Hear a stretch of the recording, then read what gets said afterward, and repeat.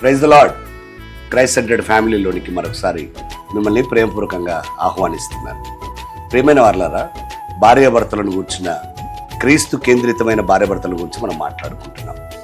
ఎఫెసీ పత్రిక 4వ అధ్యాయం 32వ వచనం నుండి ఎఫెసీ పత్రిక 5వ అధ్యాయం 2వ వచనం వరకు మనం ఆలోచన చేస్తే, భార్యాభర్తలు దేవుని స్వరూపం.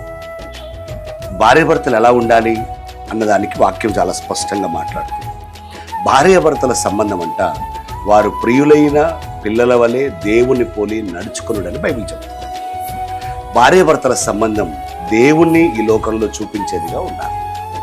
వాళ్ళ ప్రవర్తన, వాళ్ళ విధానాలు దేవునిని ఈ లోకంలో ప్రత్యక్షపరిచేదిగా ఉండాలి. అది చాలా ప్రాముఖ్యమైన విషయం. వారి ఆలోచనలు, వారి భావోద్వేగాలు, వారి సంభాషణ, వారి ఎన్నిక చేసుకునే విషయాలు, వారు తీసుకునే నిర్ణయాలు ఈ లోకంలో క్రీస్తుని చూపించాలి.